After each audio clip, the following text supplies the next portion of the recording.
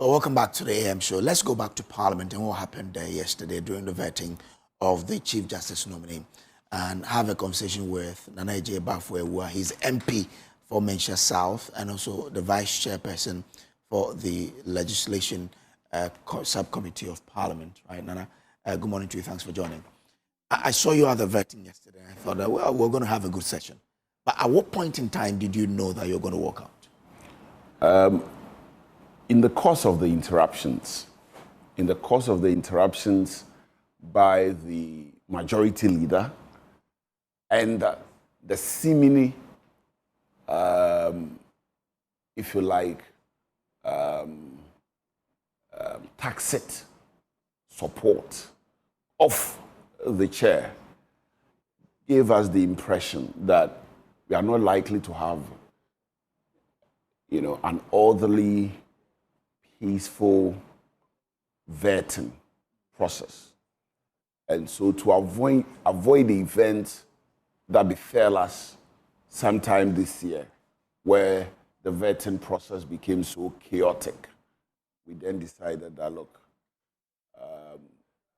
we have already made known our position as far as the appointment of the CJ is concerned. The minority made it known when some of our colleagues led a motion to be filed, which motion was not admitted by the Speaker.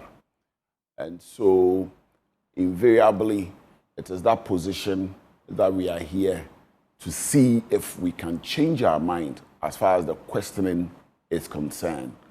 And so, having sat through and seen the posture of the chairperson and the majority leader, the fundamental question that confronted us was, what was going to be the end game of this vetting? What was going to be the end game of this vetting? The end game being that questions will be overruled by the chairperson. Some of us will not be allowed to speak by the chairperson. There will be constant interruption by the majority leader and the majority chief whip. Then what is the point of being there? What is the point of sitting through? So that people would say we're there after all. Then we decided, something, let's take our collective position, which would have come out from the questioning.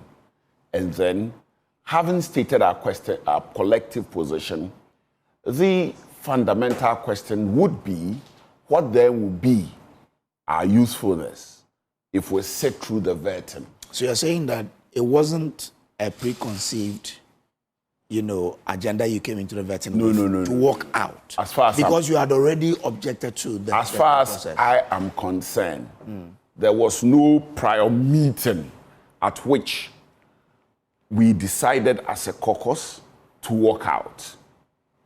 There was no prior meeting. It was the events that took place at that moment, taking into account historical events at such appointment committees since we went to Parliament, in this 9th Parliament.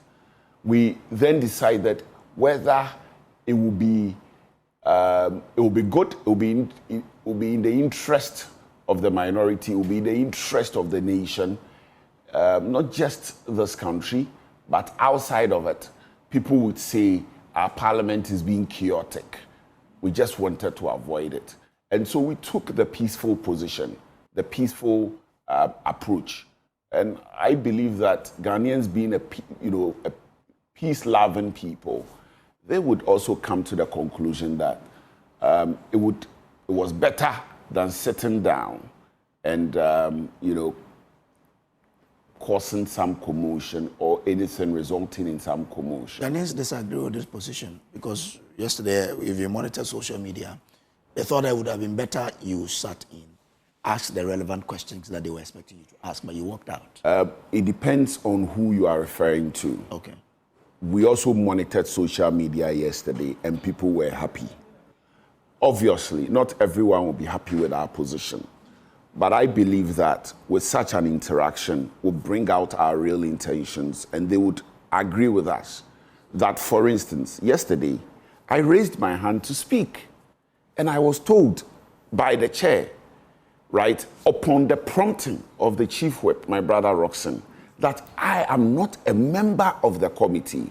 Okay. Everyone that has followed proceedings of the appointments committee in respect of the legal cluster would know that I've sat through every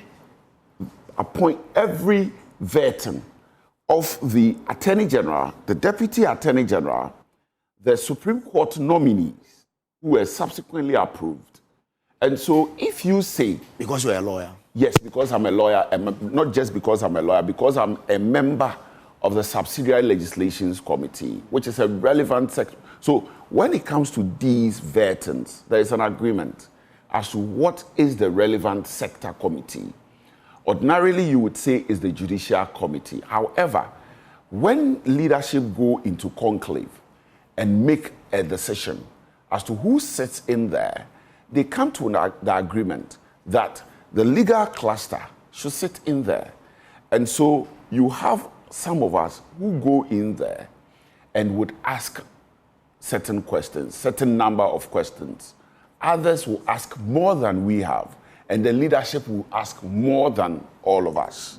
And so there's that prior arrangement before the vetting commences. And so if anybody has very respectfully paid attention to the vetting of the Attorney General, Supreme Court nominees, the person would know that I, for instance, have had opportunity to sit in awe. But yesterday, when I raised my hand to speak, the chief, Roxon, said, I am not a member of the committee. And strangely, the chairman accepted it. Clearly, the chairman of the committee was working according to the promptings of the majority chief whip and the majority leader. That would be an unfair conclusion. Very respectfully. It is not a baseless conclusion. If it was a baseless conclusion, then you can say it's unfair. But when you look... But what you're saying is that he couldn't work on his own independent mind. You can judge freely. Just very respectfully go and watch the video and see that in many instances, it was upon the promptings of the persons I have mentioned. But at a point, he shut him down and said that I am the chair, I'm in control. Dafiampo wanted to intervene. He told him to shut up. After the Honorable Anodompre had stepped in and said, Chair, you are the chair of this committee. It looks as if you do things that are stated by the majority leader. It is you only catch the eye of the majority leader and not the minority. So it was at that point that he realized that, look, people are becoming aware. You see? So it is there for everybody to see. When all these things were happening, and then we took that coffee or cocoa break, as you put it, we decided that, look, from the way things are going, if we decide to sit in this vetting, right, the sum total of their action, if you put everything together, it showed a certain disposition. The disposition that today we are here not to allow anything we don't want to happen, anything that we don't find favorable to happen. But, you know, this is democracy. If the minority doesn't have its say, there is always chaos. And so we then decided that, look, let them have it. We'll walk away. We don't want a situation where the chaos that resulted not long ago to repeat itself, especially during the vetting of the Chief Justice. Did you ask the people of Menchia South, whether or not they want you out of the house? I don't think the people of Menchia South will be happy to see me raising tables, raising chairs. At that point, they trust me well enough to know that I am in a position to make a judgment that would not affect the reputation of the royal people of Malaysia South. But of course, it shouldn't be an undertaking of an MP to be raising tables, even though you're getting away. Exactly. And so sometimes, you know, deciding to stay away so that there will be peace is maturity. And that is exactly what we did yesterday. So at the cocoa break, what happened between the two sides? No, the two sides, we had discussions. We found a way to reach out to them. Now look, take it easy. Let us have the opportunity to participate freely in the process.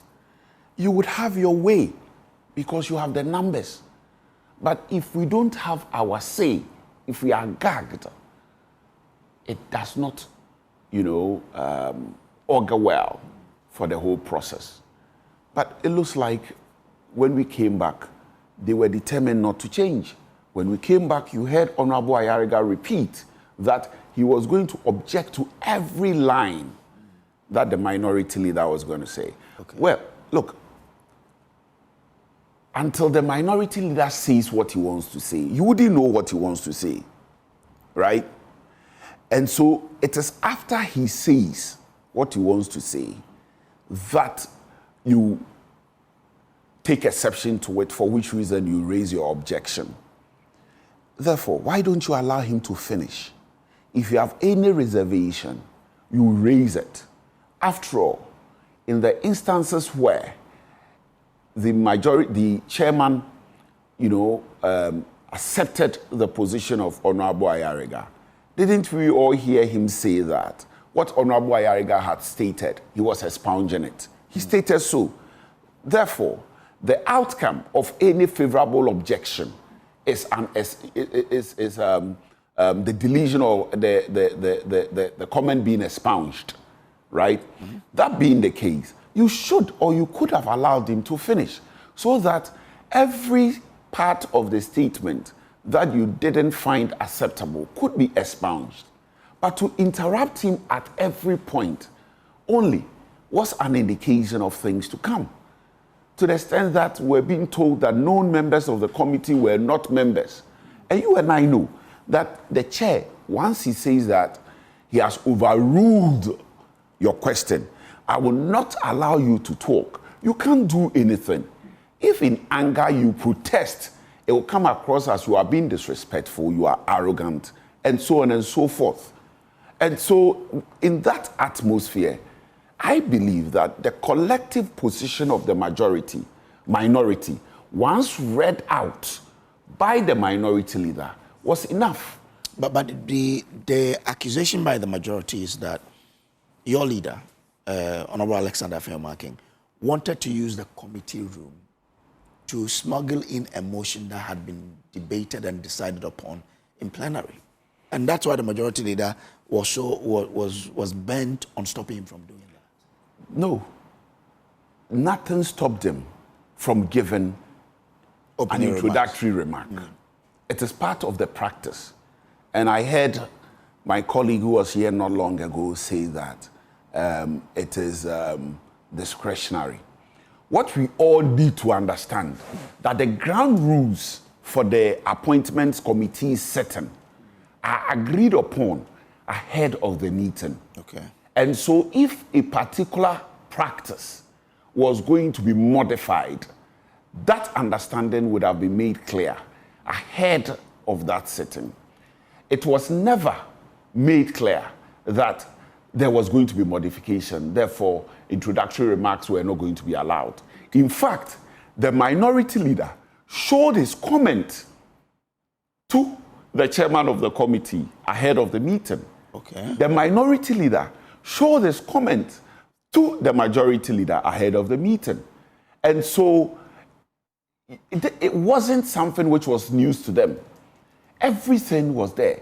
And by way of parliamentary practice, in instances where there were disagreements, they would agree to modify the statement ahead of the meeting. And so if indeed there was that disagreement, that modification could have come ahead of the meeting.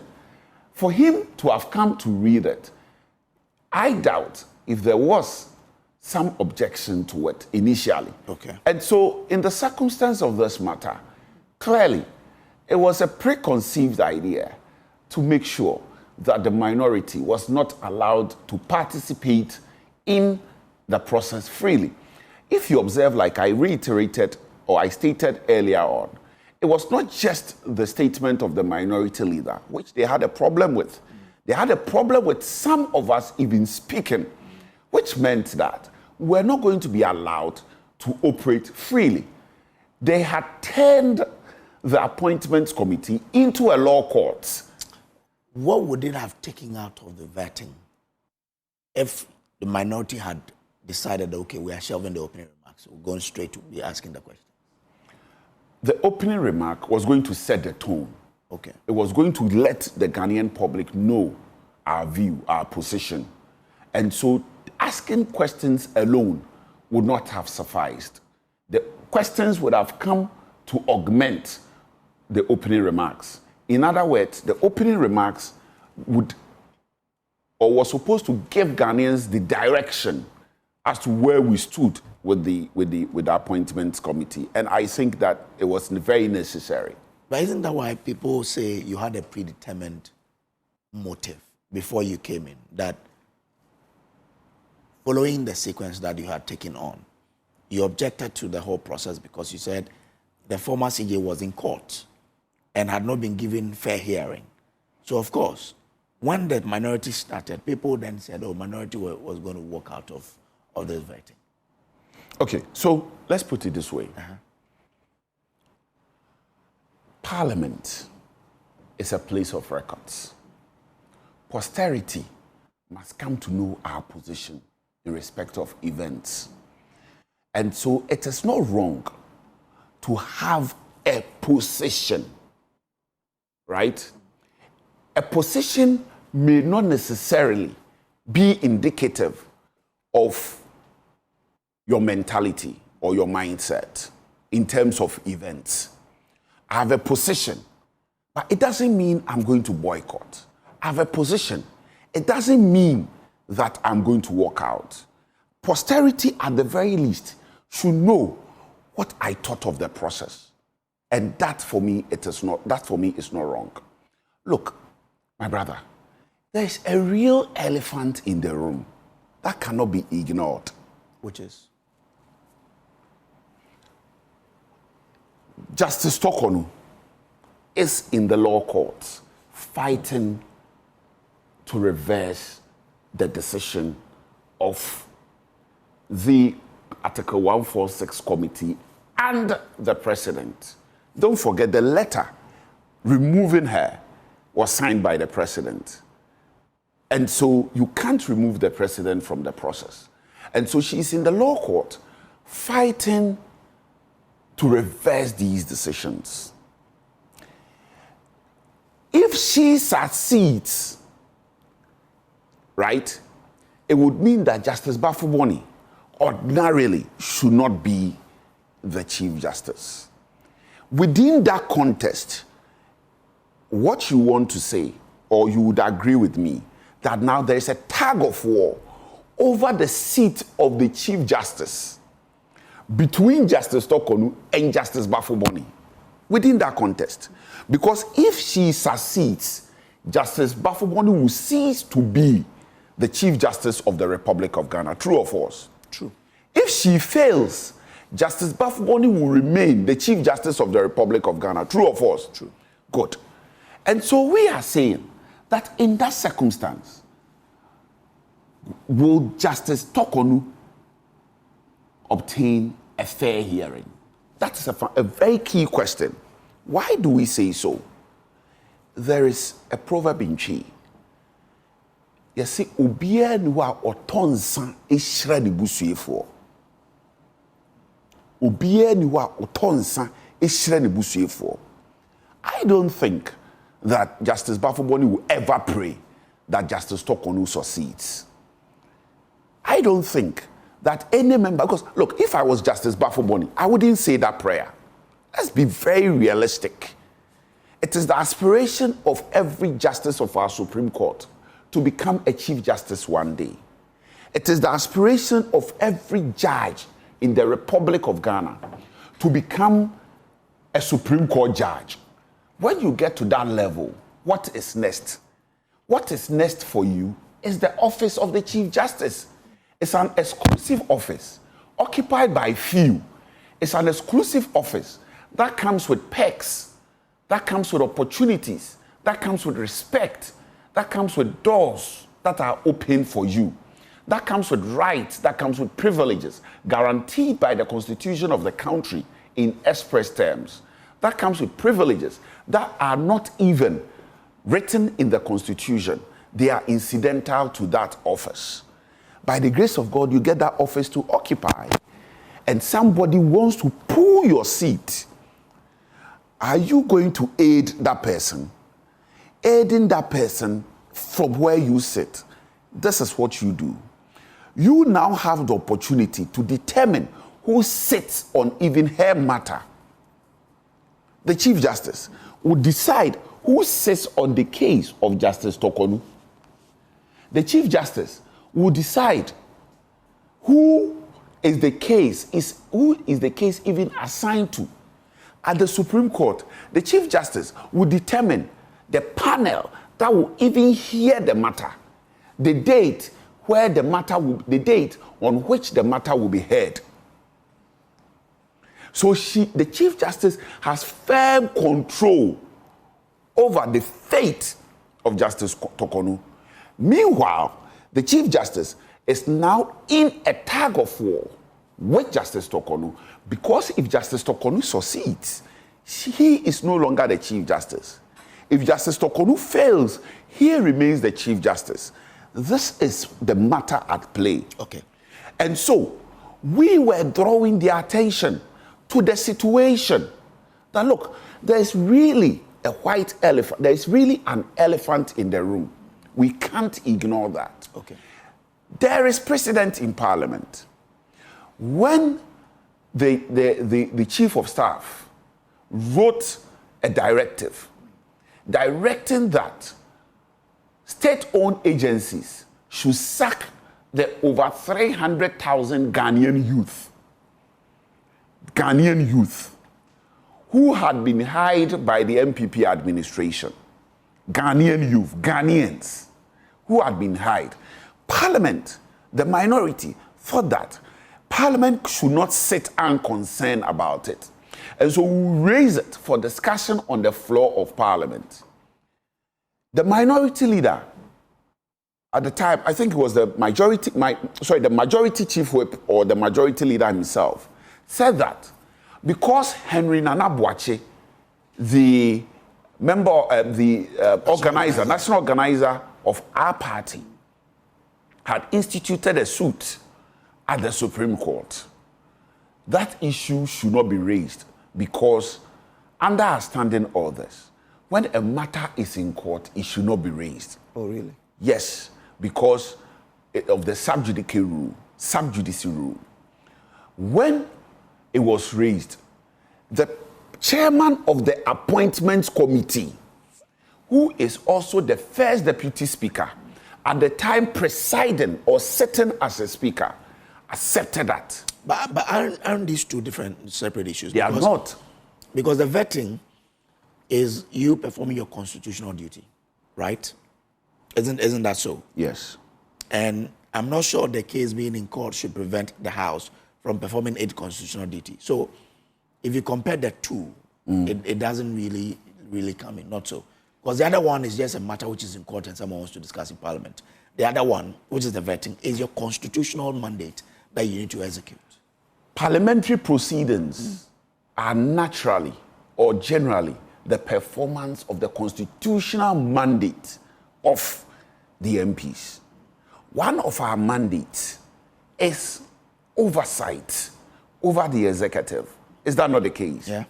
And we perform that mandate by debating or commenting on issues on the floor of Parliament. And so that was also a constitutional mandate, just like the Appointments Committee's mandate. Okay. The Appointments Committee, right, is not even provided for in the Constitution. The Appointment Committee is our own adopted procedure for achieving a constitutional objective of approving of appointments. And so that is our internal mechanism for achieving a constitutional objective. They are distinct.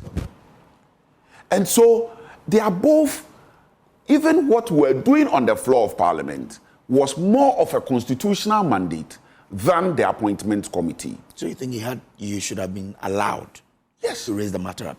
Yes. But let's return to the argument about the CJ deciding the fate of the former CJ. What changes now that he is the acting to decide how the case travels? Because I'm not sure you have an issue with him being acting. You have an issue with him being substantive CJ, not so. What changes if he's the one acting? When he becomes a substantive CJ, it's worse. It's worse because now he knows he sits on the seat. And it is even worse because, you know, the only way to remove a Supreme Court judge or the Chief Justice is through an Article 146 procedure. And so even if Justice Torkornoo succeeds, because he's substantive, you can't take him out. You cannot take him out. Because, you see, when Justice Torkornoo succeeds, the only way to bring him back will be an order, supposedly. The only way you could have brought her back, please, let me rephrase my word, would have been an order of the court saying that let's reinstate her. But the Supreme Court has already decided in the case of Ghana Bar Association versus Attorney General, the Aban case, that the court cannot remove the Chief Justice through a judicial procedure because the procedure is already stated in the Constitution under Article 146. When you go to Article 146, one of the grounds for removing the CJ is not an order of the court. No, but please, it's not an order of the court. And so, in the circumstance of this matter, once there is a substantive CJ, Chief Justice Torkornoo can never return back, can never return to her position. And so, by approving Justice Baffour, we have made permanent and taken away the rights of Chief Justice Torkornoo as far as her reinstatement, possible reinstatement, is concerned. But you're a lawyer. Why does the law or the court say null and void? The court would say null and void. But there's no way the court of Ghana will reverse the appointment of a Chief Justice duly nominated. You see, when you look at the provisions as regards the president, I've heard that analogy or comparison being made. Go and check. The constitutional provision on a disputed precedent, as far as it's concerned, anticipates the possibility of the precedent being returned, the possibility of the precedent being removed. If you look at the true and proper interpretation of those provisions, but the provision of the Constitution regarding the appointment and removal of a CJ does not anticipate the possibility of a removed CJ returning to office. They are distinct. And that is why I made reference to the Ghana Bar Association versus the Attorney General matter. The only way a disputed CJ goes to court, succeeds, and returns to her office would be to take away the new Chief Justice. And that can only be done on a court order. Don't forget, the president himself cannot even remove the CJ, right? It can only be done by a court order. But a substantive CJ cannot be removed through a court order. The Supreme Court has by itself stated so. In the case of Ghana Bar Association versus Attorney General, where Justice Pegan stated that by this procedure, you seek that the Supreme Court will remove Justice Aban as the Chief Justice. But one of the ways by which Justice Aban as Chief Justice can be removed is not by true court processes or court order. Right? And so that matter is already settled. And so in the present circumstances, once you have nominated a Chief Justice, the person goes through Parliament, receives the blessings of Parliament through approval, it is done and dusted. So now you know it's done and dusted because he's been vetted. That is the point we were making yesterday. That was the point, that we are not being fair.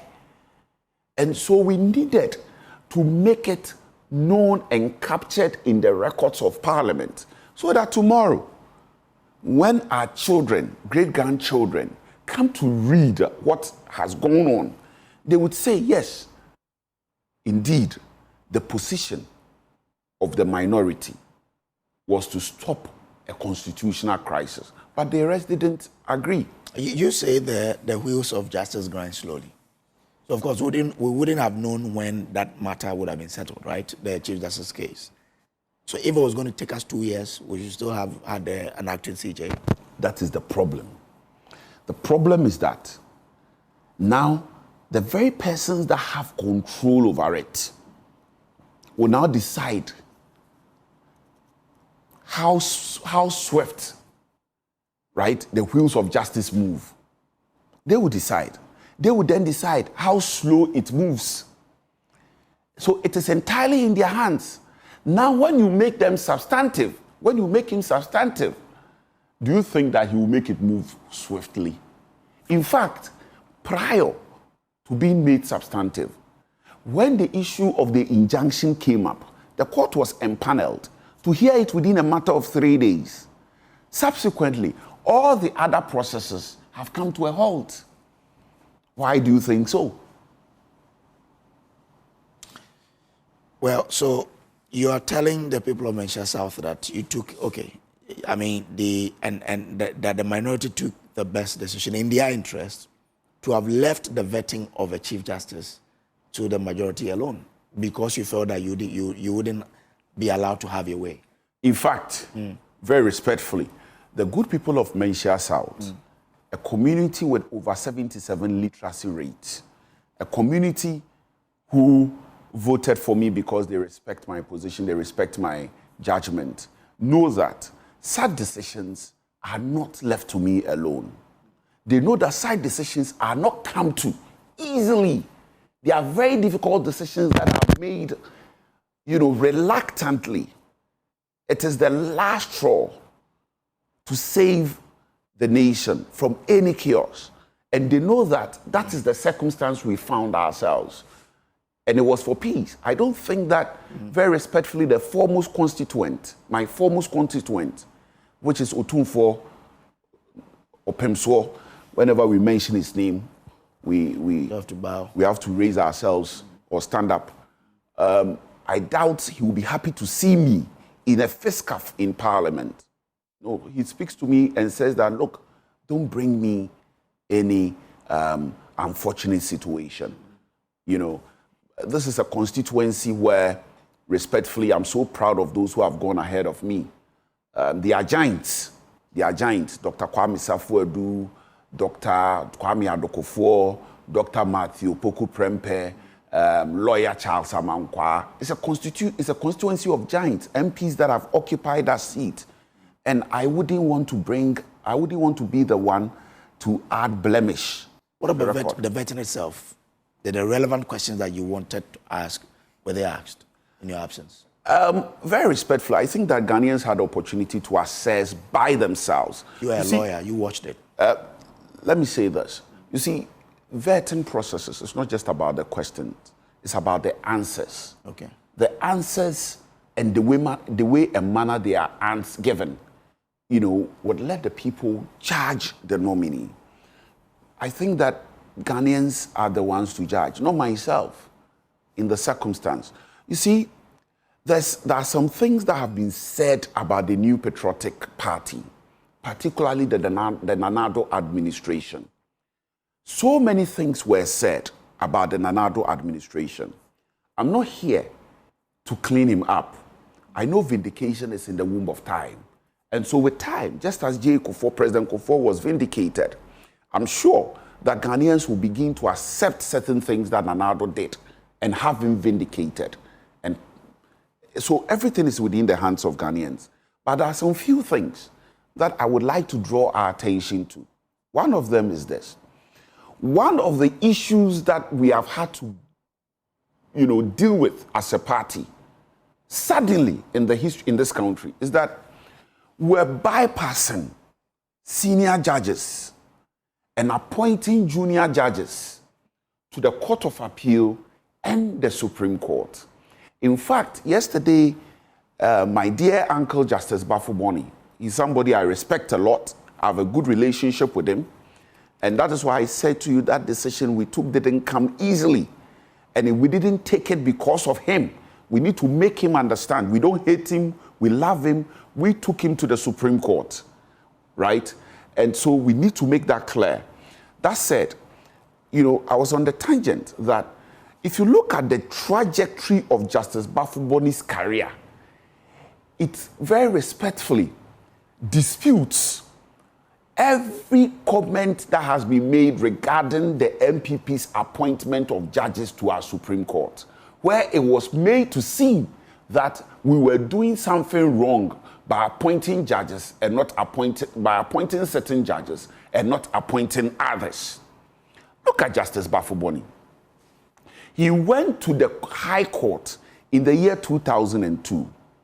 At the time he went to the High Court from the Circuit Court, Justice Senyor Jemefe was already a justice of the High Court. Justice Senyor Jemefe was already a justice of the High Court. Right? Subsequently, he was appointed to the Court of Appeal to become a Court of Appeal judge.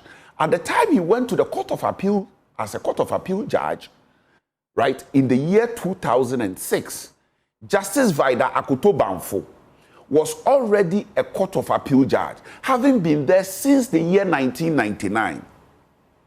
Justice Akoto Bamfo was already there, having been there since the year 1999. Justice Baffour went there in the year 2006. That means he had been there at the time Justice Baffour went to the High Court, the Court of Appeal.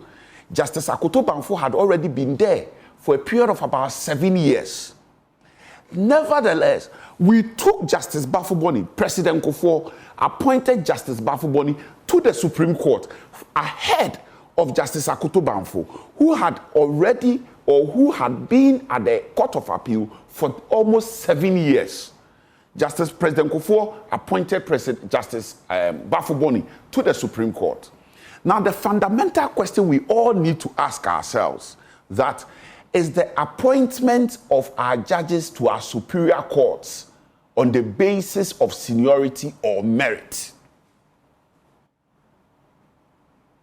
If it was on the basis of seniority, I am sure that Justice Senyor Jemefe would perhaps have gone to the Court of Appeal long ahead of Justice Baffour. But what about the Chief Justice, not seniority? I'm coming. If it was by seniority, Justice Akoto Bamfo would have gone to the Supreme Court long ahead of Justice Baffour. If it was seniority, right, he perhaps wouldn't have gone to the Supreme Court. Okay. Now, it's the same with the Chief Justice. When Justice Sophia Kufu when Justice Georgina Wood was appointed the Chief Justice of the Republic of Ghana, there were seniors. In fact, when Justice Mredu was appointed, there were seniors at the Supreme Court, right? There were persons at the justices at the Supreme Court who were senior to him. Seniority has never been a consideration. And so if to say that you've been there for 17 years, you should have been the Chief Justice, very respectfully, it is inconsistent with the facts on the ground. Okay. It makes our party look bad that we fail to give regard to seniority. What I've just stated in this morning shows that anything but seniority is the consideration. Merit has always been the. It was on the basis of merit that Justice Baffour went to the High Court.